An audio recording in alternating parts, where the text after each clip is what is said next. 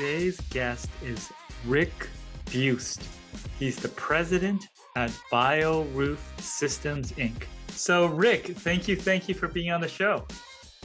Thank you. I was looking through your background. You started, you're in the green roof space, rightfully in horticulture. What was the original plan? Oh, it's funny that there's not really an original plan. It sort of just happened by coincidence. But yeah, I guess straight out of college, I got into the landscape industry, and so my training is as a horticulturist, and I ran my own landscape business for a number of years, and then I had a friend come up to me with a new business idea, and he is now currently my business partner. And we purchased the first blower trucks that came into Ontario. And so after purchasing the blower truck, we started to get calls for installing media on rooftops. And we thought, well, that was very interesting. And so we ended up doing about 25 green roof installations of growth media with our blower trucks prior to me even being aware that there was a green roof industry. And as time went on, we started to learn quite a bit about green roofs. I saw a lot of the practices that were done in the green roof world and felt that they could be improved upon. So we started creating products that would complement not just the growing media, but other aspects of green roofs. And at one time, my business partner said, "Well, Rick, you've basically reinvented the green roof. Why don't you turn it into a business?" So, so that is how Bioroof was born. It was literally kind of by accident. Yeah. So yeah, before we dive deeper into your Bioroof company, I mean, were you always an early adopter? Like, being the first isn't for everyone. Were you always the type to dive in, or was that more your business partner? I think in many ways I was dumb enough to dive in quite often. So, maybe I have more courage than brains. I'm not sure, but yeah, I would. I tend to like to look at trends and innovations and kind of learn about them. My sort of modus operandi is to become an expert in whatever I decide to sort of delve into. So once I got into the green roof thing, I just decided I'm gonna educate the daylights out of myself on how this industry goes and what are the sort of nuances that I need to know about. So yeah, that's kind of and that has been the history of most of my business is to dive in and figure things out on the fly. So. Wonderful. Now, on the green roof business, I mean, you're not coming in with well, you had your landscaping business, so you had some business experience, but it's a different type of business. I mean, what were some of the bumps in the road on building up the green roof business? Well, I guess it's not an easy business to get into because it was so new. And so you had sort of this wild west of business, which often happens with kind of new innovations or new markets.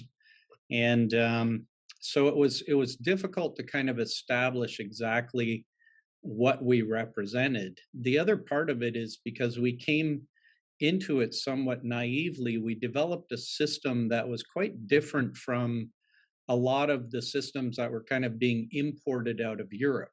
And so I was kind of, I don't want to say the victim, but in some ways I was the victim of a lot of Eurocentric green roof providers claiming that they had all the answers and that I was, barking up the wrong tree. So that may have been possibly the biggest challenge is to sort of stick to my guns on what we had discovered about the green roofing projects that we had done, and that they did not lead to the disasters that were predicted by the rest of the industry that sort of adopted a more European style green roof. Mm. So, I mean, without going into too much technical detail, what was the key insight that differentiated you?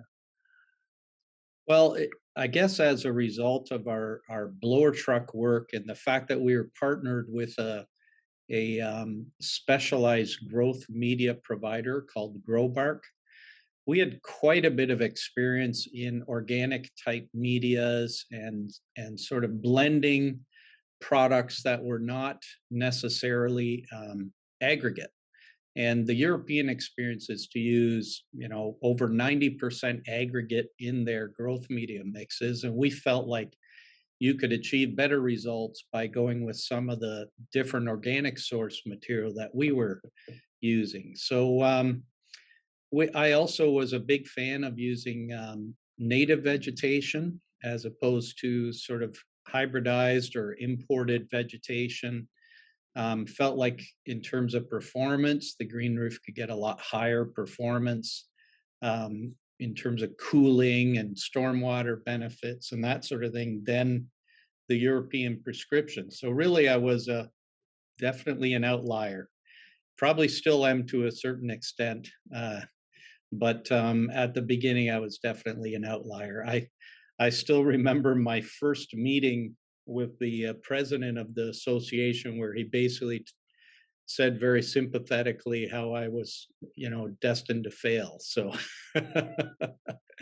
because of my stance on the growth media, but I'm still here. So. Well, what ultimately helped you turn the tide? Was it pure persistence? Was there a certain strategy, certain thing that helped you? What was the specific thing you think sort of turned the tide for you a bit? Well, I think time has a way of solving a lot of these disputes, and so as time went on, our green roofs that we had been involved in were not failing like was predicted by some of our detractors. And I kind of affectionately quote one of my detractors by saying, when we did the Canadian War Museum, for example, he said, I know what he's doing is wrong, but man, that museum sure looks good.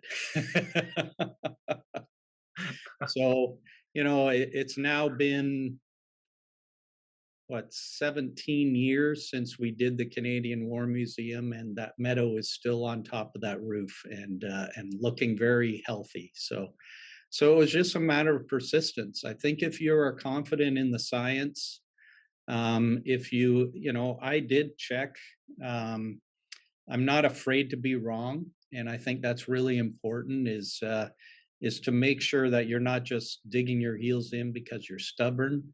But I had gone out and I had sought other opinions and talked to a number of university profs in the area of soil biology and hydrology and that sort of thing. And I just thought, you know what, the science is there to support what we sort of naively just kind of put out there as the right way of doing things before we knew about the whole industry and the kind of the European experience. So, and I have to say, I really have nothing against the European experience. In many ways, it's a very simple, trouble-free green roof. But when it comes to wanting to achieve higher levels of performance, especially in the areas of cooling urban centers and biodiversity, I think there are better choices. So, Yeah. So sometimes having that sort of pre-experience is a detriment. exactly.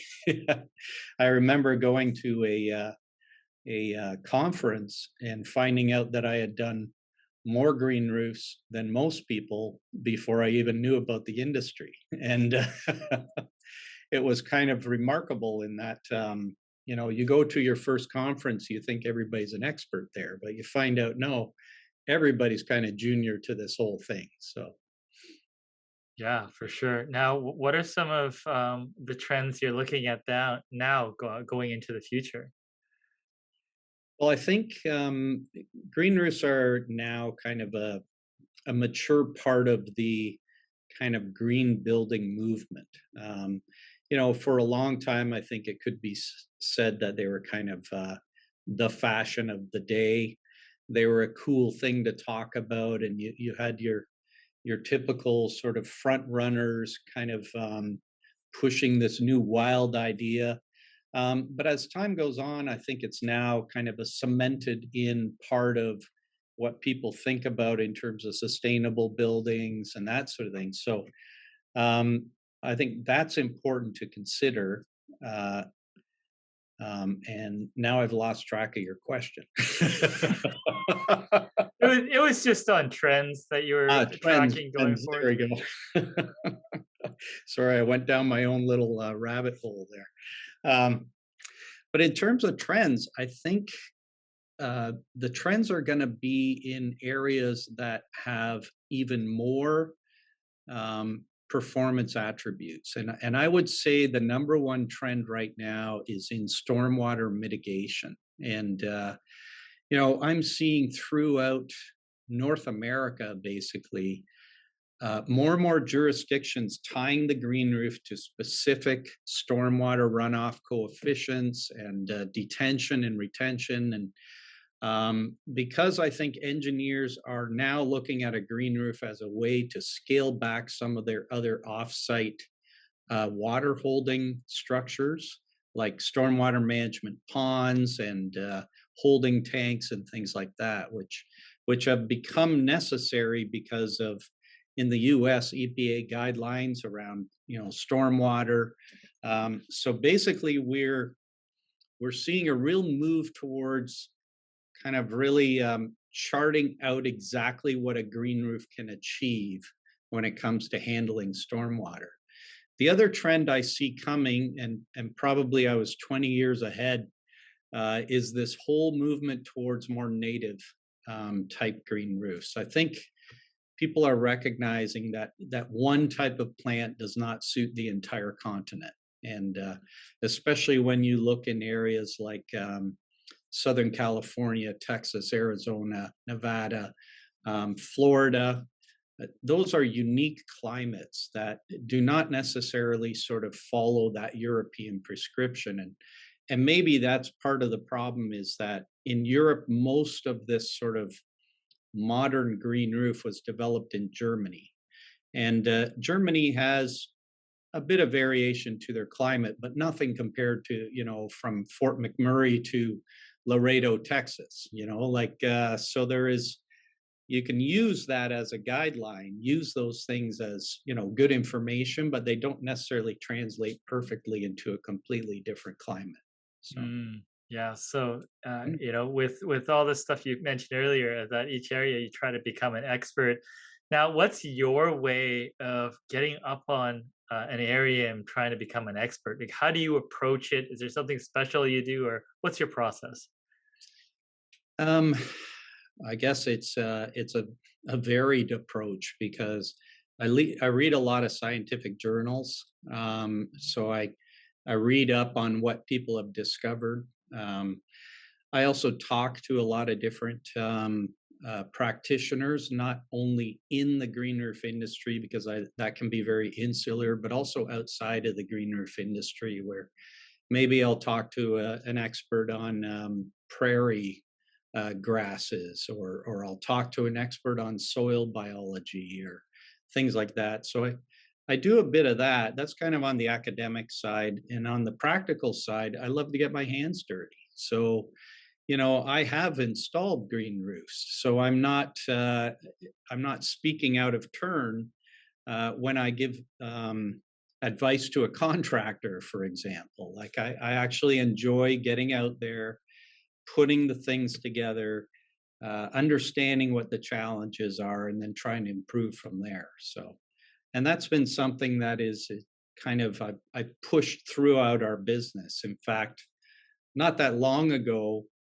we just did a video with the U of T as part of their Design Life's education series.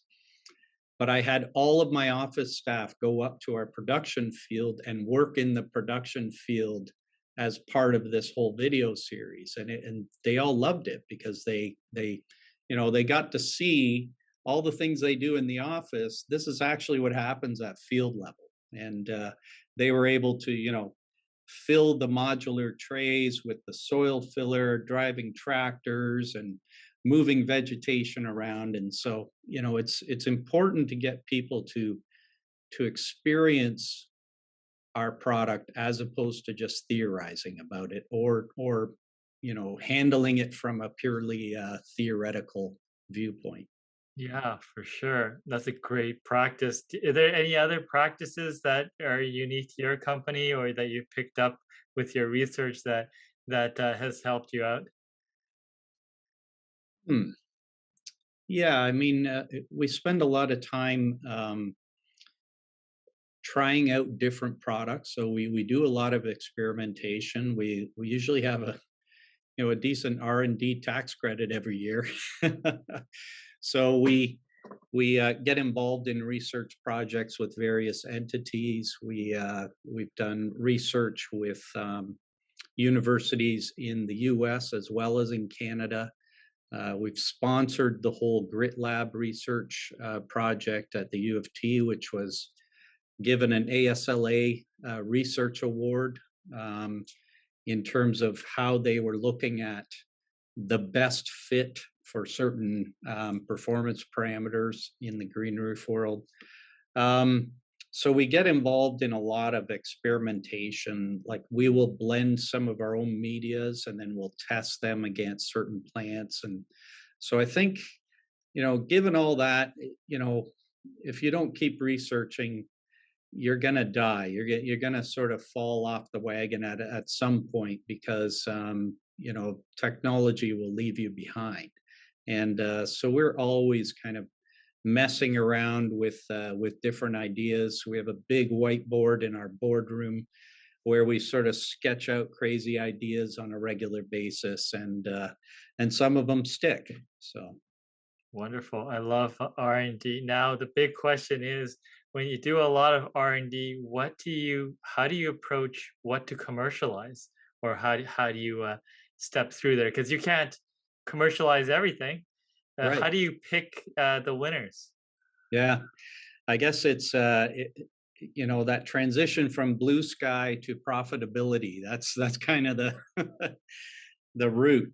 We have a very good CFO, and so what I do is, along with my VP of operations, we come up with the ideas, and but they have to be run through the ringer, and that is basically the financial ringer.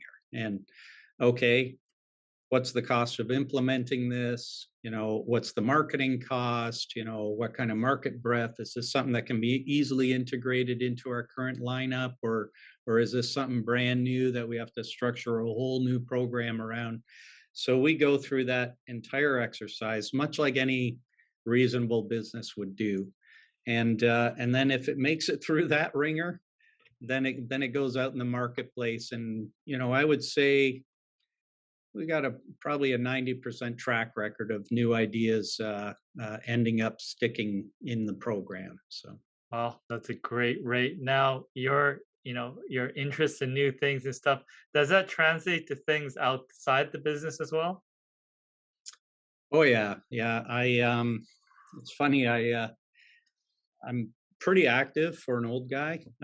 So my wife and I, in fact, my whole family is quite active. So we do a lot of working out together, but we get out and try new things. I've done everything from skydiving to you know uh, rafting to you name it.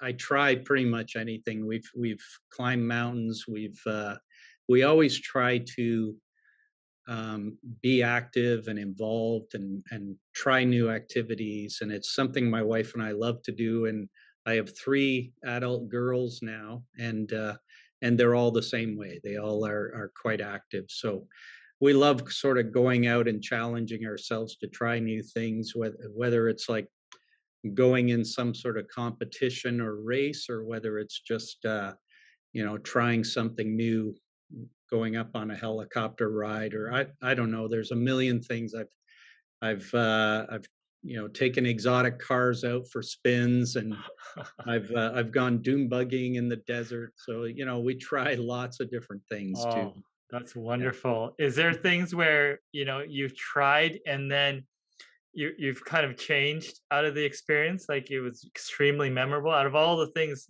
what are some of the most memorable or memorable stories that have come out of all these, of, things that you've tried? Well, hmm, that's a big question. I would say as I got older, I start to realize that, injuries are part of experimentation. So, I've had to recognize that you can try lots of crazy new things on a personal level, but sometimes you'll get injured, and it takes a little longer to recover. And as you get older, on the business side, um, you know what? I don't really see anything that I wouldn't be happy to go through again. And I mean, way back when in my landscape business, I was sued by somebody in my first year, and literally, I just got going. I landed this big new residential construction project, and everything went swimmingly. And then at the very end, had an issue, and I was sued. And at the time, I thought it was like the end of the world. Here I was 20, I don't know how old I was, 25 or something. And I thought, there we go, my first foray into my own business, and I'm already being sued, and my life's over. But having gone through that experience was probably the best setup experience I've ever had in terms of building some strength to be able to go out there confidently and realize that every setback is not necessarily the end of the world. So, and I've tried to instill that in some of our staff and my family as well. Mm. Is that so? Is it the advice you give when people come to you as an entrepreneur, or do you give other advice? Ah, well, the first thing I often say is, is this your hobby? And if it is, then your hobby better be business. I have a son-in-law who was a very good renovator, and he was hands-on, and he was extremely skilled, and he does really beautiful work. And he decided he wanted to go out on his own, and so he came to me quite often for business advice. And I told him, I said, well, be prepared to leave your hobby behind and start looking at this as a business, because at the end of the day, it's nice to, if you love doing what you do and you don't want to grow and you don't want to turn this into a big business, maybe you can do that as a one or two man operation. But if you want to turn it into a business, you have to be a businessman, and that will have to take precedence over your hobby. So Yeah, it's definitely a mhm. different skill set. Yeah, yeah. I think I mentioned to you in our last call that I'd be starting this new video blog similar to this, right? And it's we're going to call it Green Roof's Guru. And the funny thing is my marketing team actually encouraged me to do this, and I was kind of negative about the idea because I tend to be a fairly private person. And my daughter, who works for me, she was in the meeting, and she just basically gave me the eyeball and said, "Dad, this is the way things go now." And if you want to do marketing, you got to do this kind of thing. And so I sort of bowed to her wisdom, and I decided I'd give it a shot. And what I found interesting is the remarkably easy time I've had actually lining up interviews. And I've already got 5 interviews lined up, and eventually we'll be kind of pushing this out. And the whole idea is that by raising my profile, we also raise the business profile, and because it is green roof centric. So yeah, Absolutely. You're having conversations that you would have already have done anyways, and you exactly, get to share it as marketing. So it's a nice 2 or 1 and 3 or 1, depending on how you look at it. exactly. Yeah, yeah, yeah. Perfect. Well, we look forward to that. Rick, thank you for Mhm. sharing your stories. Wonderful. And I All right, can't wait to find out what other adventures you have coming up with, hopefully, very few injuries. all right. Thanks, Tats.